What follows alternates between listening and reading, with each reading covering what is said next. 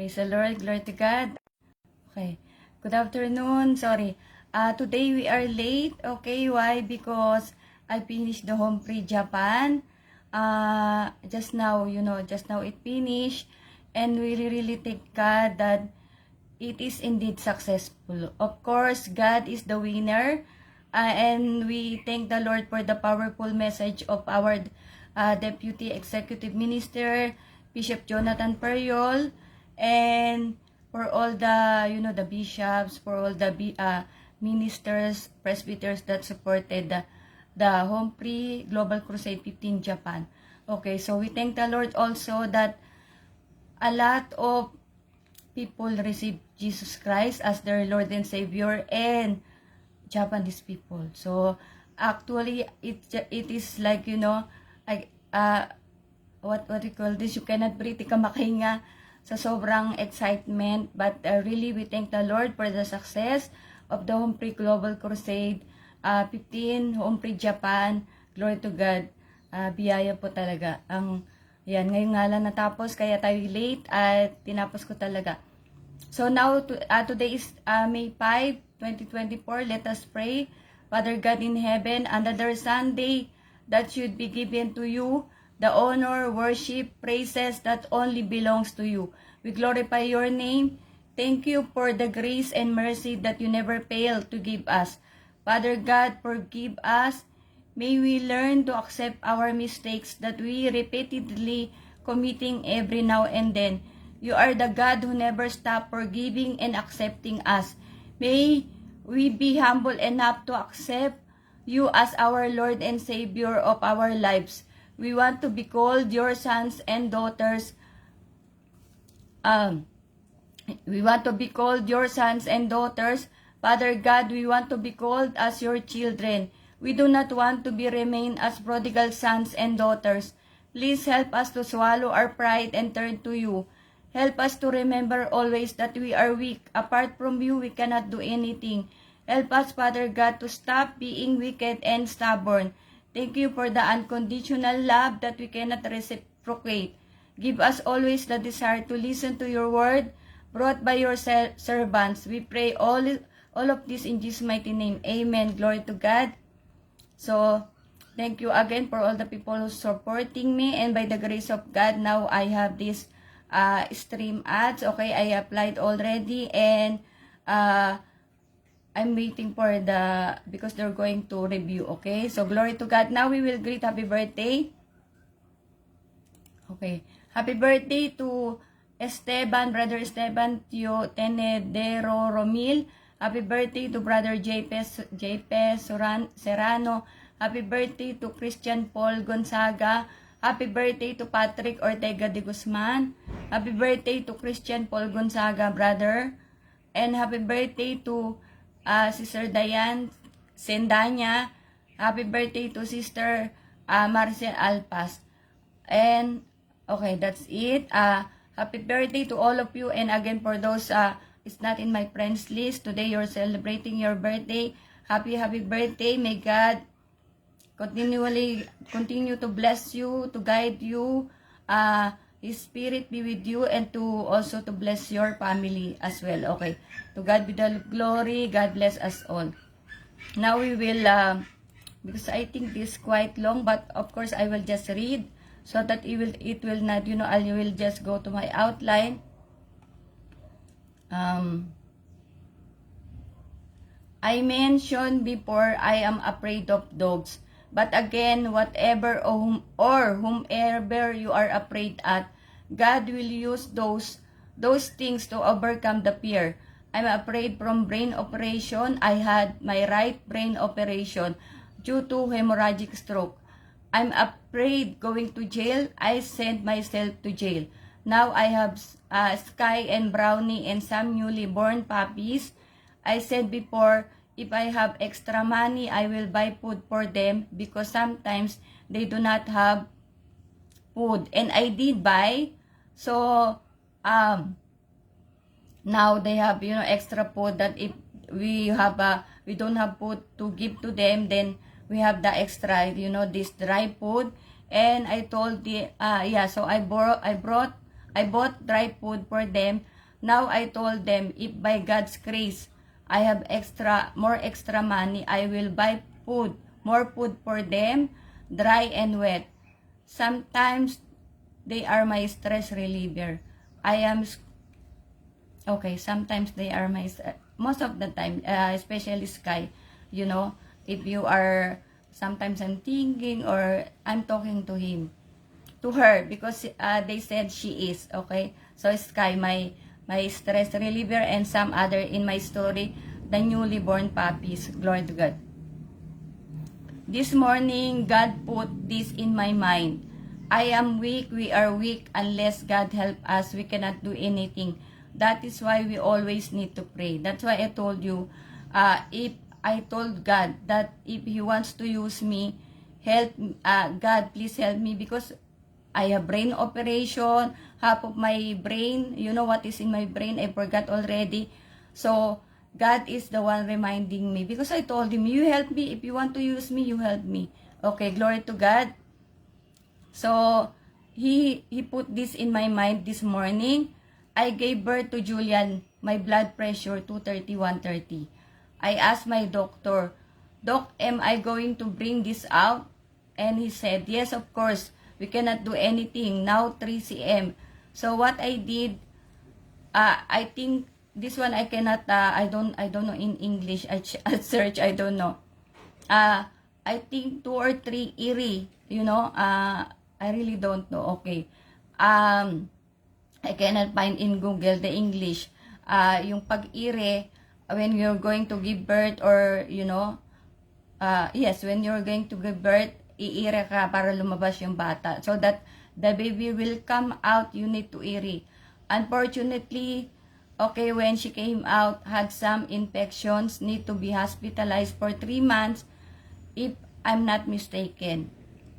And we went to hospital, first is Divine Hospital, Divine Mercy Hospital in Laguna, and then after, because it become worse, we went to, by the grace of God, we went to Philippine General Hospital.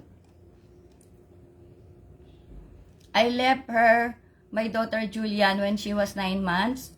I guess my husband after 2 months, because I went to Dubai, no? So after 2 months, my husband, he traveled also to Dubai.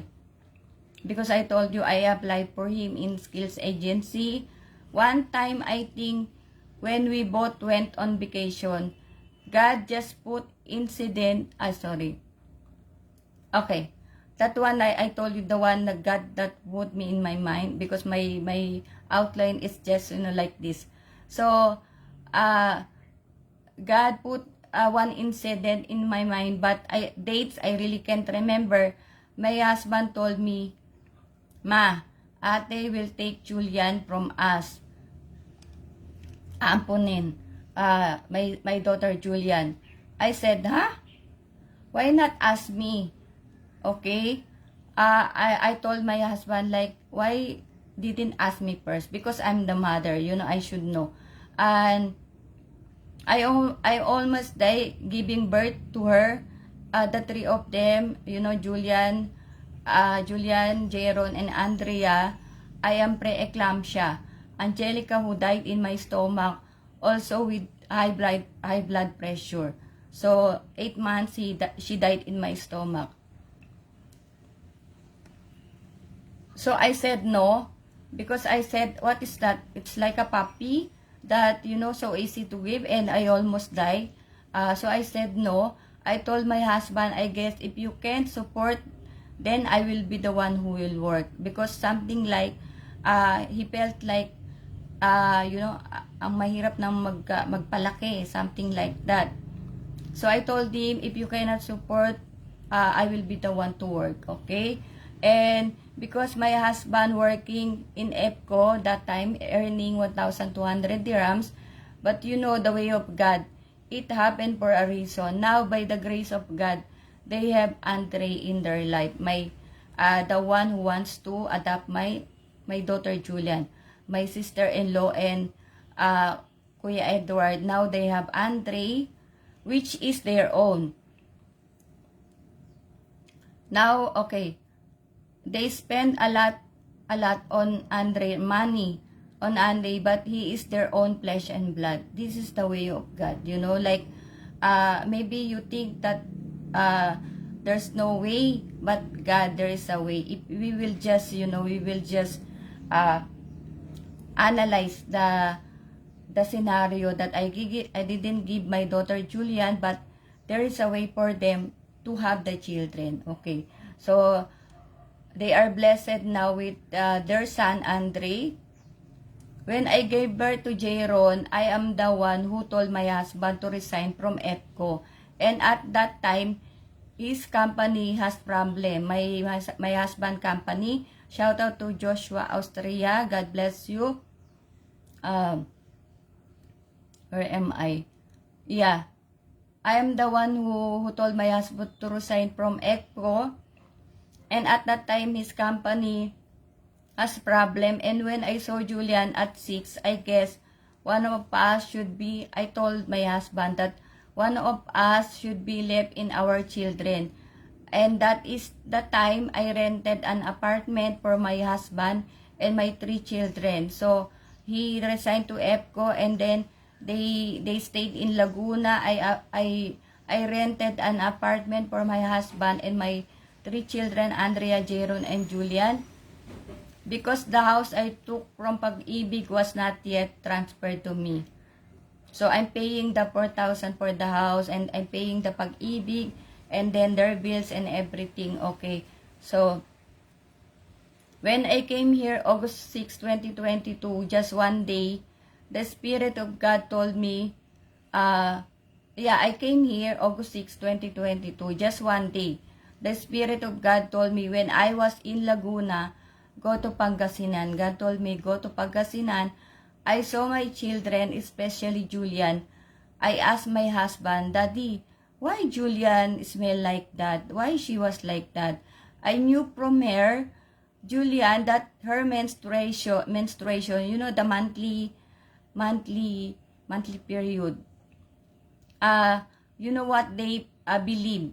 The first blood you put on your face so that you don't have pimples, you don't have scratches or something.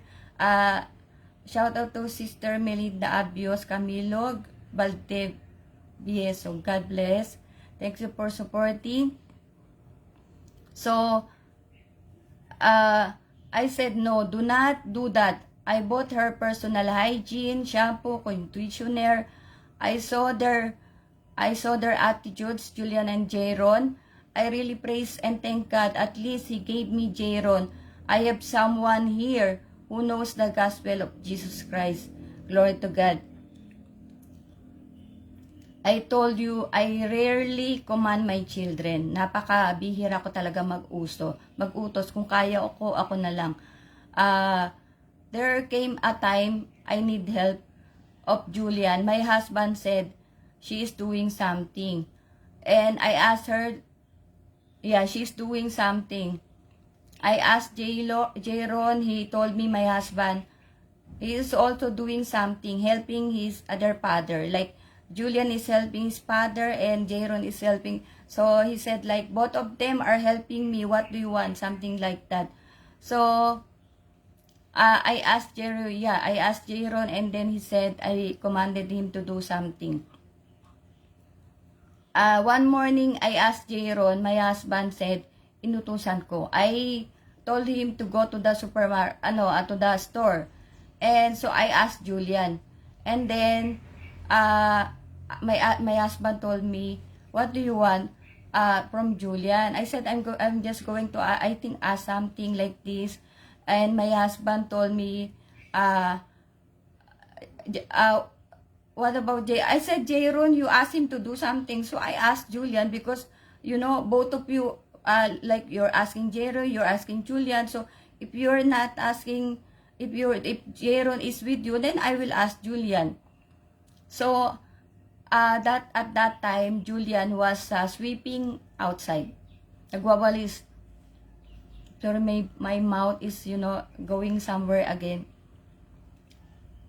So Julian was outside sweeping the backyard, And then I told her, ate, before you clean outside, please clean the inside. Okay, that should be the way. Before you clean other things outside, first you check the inside. Maybe it's more dirty than outside. So you start first in the, inside the house before going outside. And after that, like, as if she doesn't want to listen. I think that time, she's angry with me from something. So, she doesn't want to listen. She's like ignoring my, my calling. Like, Julian, come here inside. And like, and then after that, she went inside, nagdadabog. Okay, and at that time, she, this one I forgot to get the English. Again, I think nagsumbong from someone. She messaged someone that, her mom is blah blah blah like this. Really, I told you, that's why I told you, she cannot even give her mobile to me because she knows that she's like her dad, that keeping a lot of secrets. Okay. So maybe, yeah, maritesing her mom, gossiping her mom to other people, that I am the bad person. Okay. And let us remember that sometimes God, wait lang, I think this, yes, okay. Wait, yeah. Sorry, I think I didn't remove this one. Okay, yes. Let us remember that sometimes God needs to crush us. Dudurugin tayo. God loves us so much. He wants only the best for us. For me, God crushed me to be strong in the faith because He will going to use me to realize also my mistakes. This mistake that I should be the one to, maybe stay with my children, to realize my mistakes, to be more humble. Of course, I need to be more humble because I'm, I'm sharing the word of God and I am a child of God. And for other people, sometimes mention here in my life, for them to realize their mistakes also, to listen more to the word of God, be more humble, and for some people, for them to turn to God, accept salvation, and serve God. That's why God is crushing us. That, we cannot understand that we thought of God is punishing us, or God, this is pagsubok, trials. But actually, this is the way of God so that we will turn to God, all those things that I said.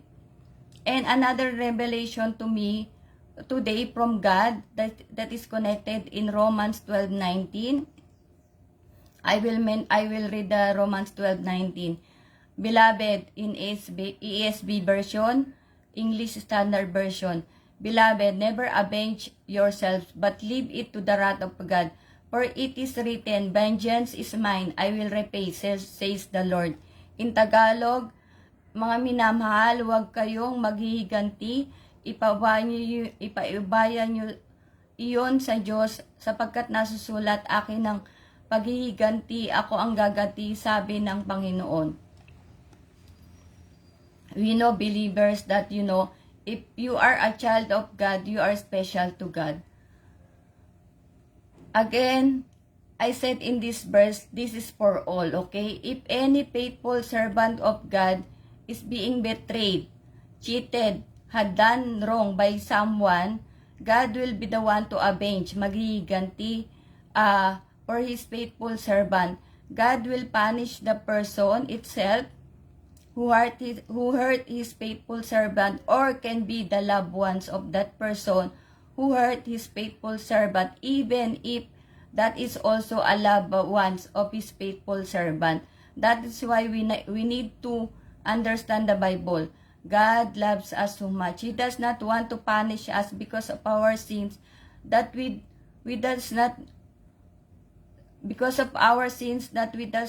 do not want to remove from our life. I took this, I have another verse. I took from the, from the Home Pray Japan today, okay? In Genesis 6:5, English Standard Version, the Lord saw that the wickedness of man was great in the earth, and that every intention of the thoughts of his heart was only evil continually. In Tagalog, at nakita ng Panginoon ang mabigat ang kasamaan ng tao sa lupa, at ang buong haka ng mga pag-iisip ng kanyang puso ay pawang masama lamang na parati. Yesterday, I watched this very short. Yesterday, when I watched the exhortation of our beloved Bishop Jonathan, I did my reel. You know the title of my reel? Do not run from the mission. Okay. Every time I see my daughter, how she became right now, not fearing God, no respect for her parents, stubborn, hardened, her heart was hardened. Okay. I being called to share His word. I being called to share His word. I will not, I will not stop sharing His word, because in 1 Timothy 2:4, who wants the people to be saved and to come a knowledge of the truth. And in Tagalog, I took also na siyang may ibig na ang lahat ng mga tao ay mga ligtas at mga kaalam ng katotohanan. I being called to preach His word will never run from my mission commanded by God. Okay. That's why I told you, when I see my daughter every time, and even my husband, that like they don't want to repent, not even a single, what they call this, Bishop Jonathan, remorse. Remorse is like parang nagsisisi ka, wala kang makita na pagsisisi. Sabi ko sa sarili ko na I will not run from the mission, I will not be afraid. And you know why God is assisting us to receive salvation? He always commanded me to convince people to receive salvation. So already if we receive Him, we are done on the first step. We have already peace in our life. And we are now secure that, you can sleep, you receive salvation. And second, fortunately, if we still have time in this earth before Jesus Christ come, we still have time to know Him. Jesus our Lord and Savior that, that gave His life to redeem us. I think I forgot something here. But anyway, there is one reel also I made, this, ang Diyos hindi napapagod. I just wanted to say that, like for me, I will not get tired. I will never get tired because God told me every day, right? So I will not get tired. And even for us, Fourth Watch Nation, for all the people who's, sharing the word of God, the sent one of God, that we should not be, of course, from them, from the bishops, from the presbyters, from the apostle itself, beloved apostle Arsenio Tanperio, that we should not get tired in preaching the gospel. That, yesterday I watched the fellowship, prayer fellowship. That's why I made that reel, do not run from the mission, because what he said, right? Maybe after 25 years, if we will still be here, what happened to the Philippines? What happened to our children, to our godchildren? Maybe we cannot recognize them. That's why for us, or for me, I will never get tired. And for all the people that God is asking you, calling you to receive His salvation, to receive Jesus Christ as your Lord and Savior. God is never tired to accept you, to continuously to forgive you from your sins. Just He want us to be saved, to save us all, you know. That's why, like every day, even it's very hard for me to make an outline, because every day, like, Lord, what I'm going to, to say, like this. But I told you, I am weak. I told God that you will not help me.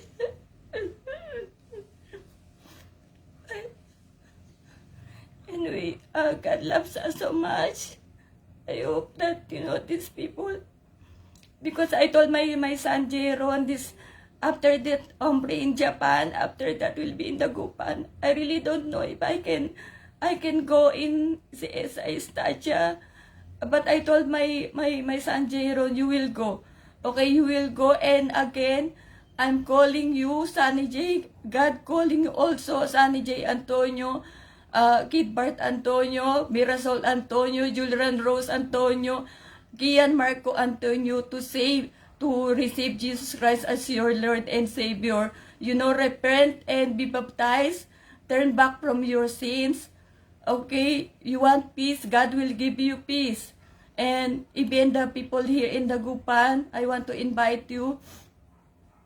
That is, 7 days from now. Yeah, today is May 5.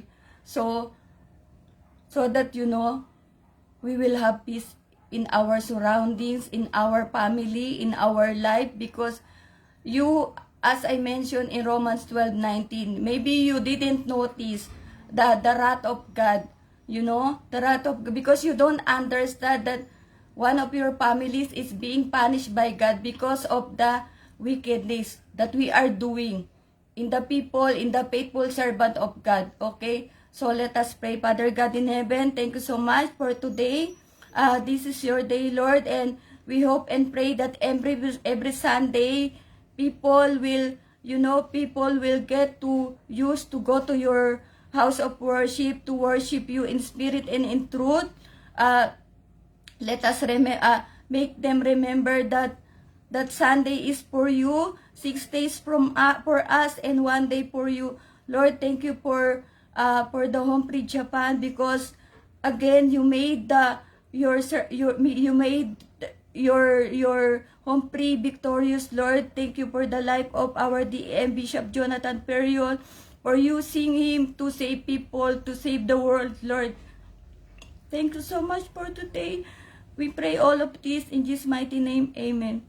Thank you so much. And again, sorry. See you all tomorrow. And sorry that today I am late. God bless all of us and continue to support me.